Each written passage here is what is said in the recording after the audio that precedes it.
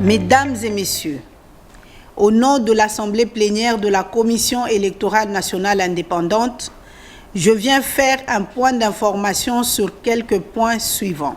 1. La clôture définitive des opérations d'identification et enrôlement des électeurs et les difficultés rencontrées. 2. Les étapes calendaires post-enrôlement des électeurs. La clôture définitive des opérations d'identification et enrôlement des électeurs. Le point 1.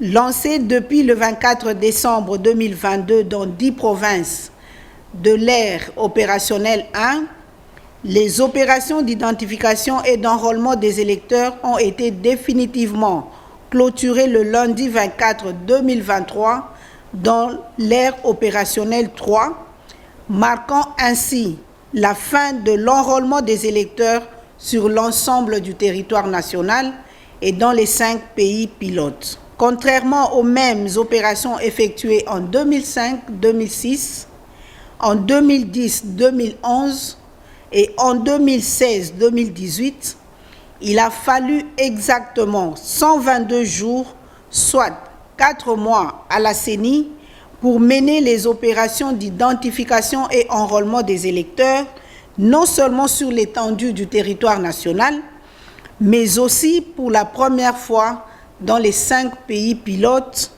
au bénéfice des Congolais résidant à l'étranger. Il s'agit de l'Afrique du Sud, la Belgique, le Canada, les États-Unis et la France. Pour des raisons évidentes inhérentes à la situation d'insécurité qui prévaut dans certaines parties de notre cher pays, l'enrôlement des électeurs n'a pas été effectif dans le territoire de Kwamut, dans la province du Mai-Ndombe, dans les territoires de Masisi et Rutshuru, dans la province du Nord Kivu et une petite partie de la commune de Maluku dans la ville de Kinshasa. L'organisation des opérations d'identification et d'enrôlement des électeurs dans ces territoires est tributaire de l'amélioration de la situation sécuritaire.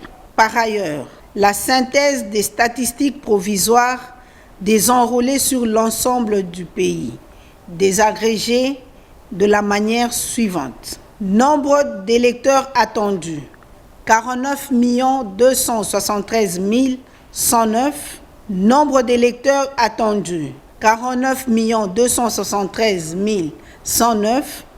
Nombre d'électeurs enrôlés, 47 862 561, soit 97,14%. Nombre d'enrôlés par sexe, hommes, 23 371 838, soit 48,83%. Femmes, 24 490 723, soit 51,17%. Nombre d'électeurs enrôlés sans empreinte, 269 272, soit 0,6%. Nombre d'électeurs enrôlés sans iris, 411 718, soit 0,9%. Nombre de majeurs à l'horizon 2024, 4 795 479, soit 10%. Nombre d'enrôlés congolais de l'étranger, 12 034. Nombre d'enrôlés par témoignage, 4 449 828, soit 9,3%. Il est à noter que les données de Rutshuru, de Masisi et de Kwamut ne sont pas comptabilisées. Mesdames et messieurs, durant ces opérations de grande envergure, la CENI a connu quelques difficultés majeures suivantes. Au total, 31 cas de décès liés directement et indirectement à la révision du fichier électoral. Ces cas ont concerné aussi bien le personnel opérationnel temporaire, les requérants que les policiers. S'agissant des policiers, la CENI a enregistré 8 cas de décès des policiers commis à la sécurisation du processus électoral dans les centres d'inscription, des matériels, du personnel et des requérants. En ce qui concerne les membres des centres d'inscription, 16 ont trouvé la mort en pleine opération. Au sujet des requérants, 7 cas de décès ont été enregistrés, dont 2 par balle tirées par des policiers. 3 requérants ont perdu la vie par noyade après qu'ils aient reçu leur carte d'électeur et 2 par courte maladie pendant qu'ils étaient dans la file d'attente. D'autres difficultés, et non les moindres, sont celles liées à un très mauvais état des voies de communication. Cette situation n'a pas permis à la CENI de déployer son personnel et le matériel dans le délai imparti à quelques endroits. L'insécurité persistante dans les territoires de Massissi, Rutshuru, Kwamut et une partie de la commune de Maluku, la CENI a rencontré quelques difficultés relatives à des pannes techniques des kits d'enrôlement. La lenteur de certains opérateurs de saisie ont été également épinglés. En dépit de ces difficultés, le peuple congolais a massivement participé à l'enrôlement des électeurs. Les statistiques provisoires des enrôlés rendues publiques par la CENI en témoignent. C'est ici l'occasion pour la CENI de réitérer ses remerciements aux Congolaises et Congolais. En même temps, nous les invitons à se préparer pour les scrutins du 20 décembre 2023. La CENI exprime également sa reconnaissance au gouvernement de la République, aux parties prenantes au processus électoral tant national qu'international, pour leur accompagnement durant le processus électoral dans son volet enrôlement des électeurs. Mesdames et messieurs, à l'issue des opérations d'identification et d'enrôlement des électeurs, la CENI, conformément au calendrier électoral rendu public le 26 novembre 2022, en sa ligne 34, procède à la finalisation de la consolidation et au traitement des données collectées auprès des électeurs.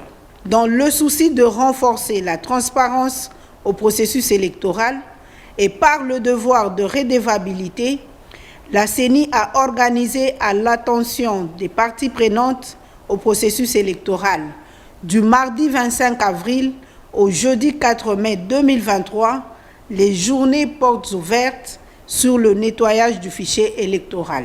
L'objectif général poursuivi était d'informer et de fixer les parties prenantes sur l'évolution du processus électoral en vue de renforcer la confiance et la transparence.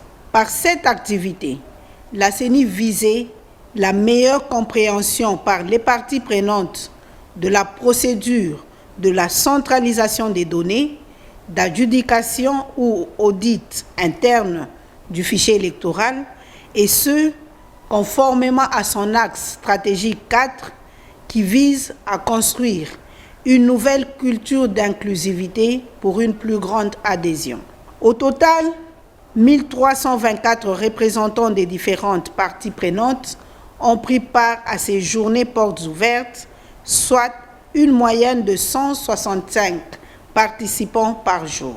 Les journées portes ouvertes ont donné lieu à des échanges constructifs et à des visites guidées des activités d'adjudication, ce qui a permis aux partenaires de la CENI, tant nationaux qu'internationaux, de se rendre compte de la sensibilité et de l'importance du travail qui est fait par une équipe d'adjudicateurs très professionnels pour assainir le fichier électoral. Pendant 8 jours, la CENI a ainsi montré aux parties prenantes qu'elle n'a rien à cacher et a ouvert les portes du Centre national de traitement pour la première fois au public non autorisé.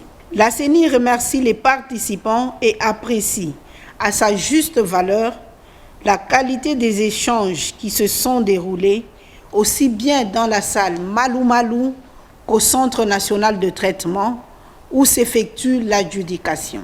Ces journées ne seront ni les premières ni les dernières. 2. Les étapes calendaires post-enrôlement des électeurs.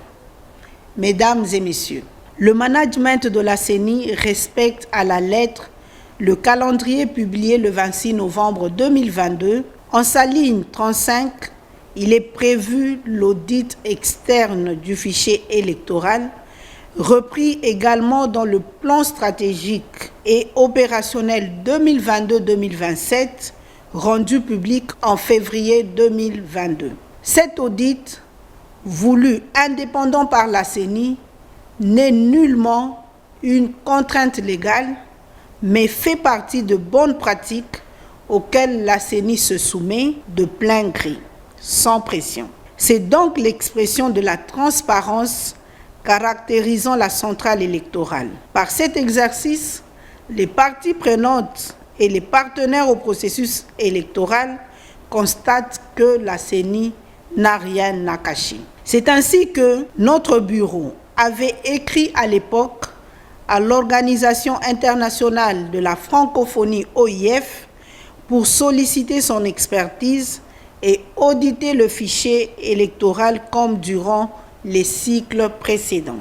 Dans la dite correspondance, il était mentionné noir sur blanc que la durée de l'audit est de 6 jours conformément au calendrier électoral. Cependant, à l'issue d'une mission exploratoire du 23 au 28 avril 2023 à Kinshasa, l'OIF a décliné l'offre de la CENI au motif que la durée prévue était courte. La CENI précise qu'aucune organisation internationale ou nationale ne détient le monopole de l'expertise en matière de l'audit du fichier électoral et que toutes, sans exception, recourent au service d'experts indépendants. Devant l'impératif du respect de délais constitutionnels, la CENI a, lors de son assemblée plénière du 5 mai 2023,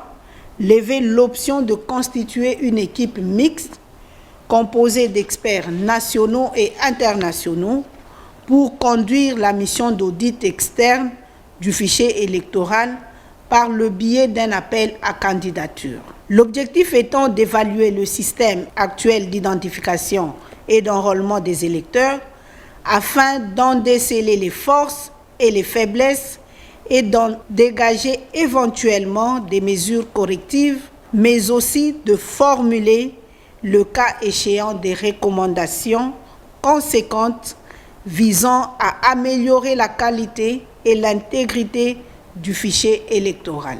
Pour preuve, l'adjudication se poursuit et à l'issue de ce travail, les doublons, les mineurs et les photos des photos seront éliminés du fichier électoral. Mesdames et messieurs, conformément au calendrier du processus électoral 2022-2027, relatif aux élections présidentielles, législatives, provinciales, municipales et locales, rendu public le 26 novembre 2022, la CENI rappelle quelques étapes calendaires à court terme suivantes. Du 16 mai au 20 mai 2023, audit externe du fichier électoral.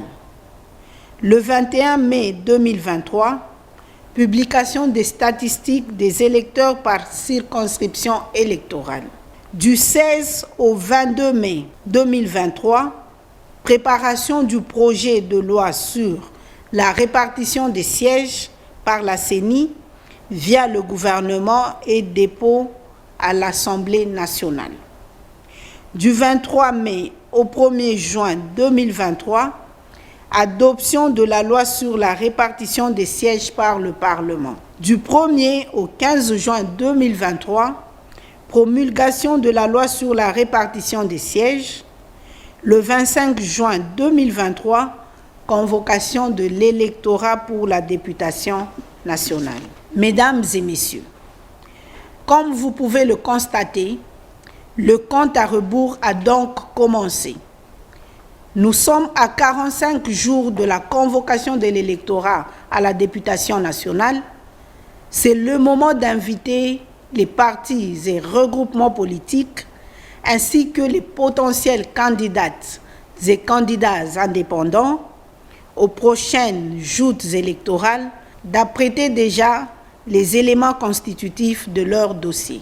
Comme nous n'avons cessé de le répéter, à chaque fois que nous avons eu l'occasion, la CENI organisera les élections générales le 20 décembre de cette année. Le train des élections est donc en marche, rien ne peut l'arrêter. Je vous remercie.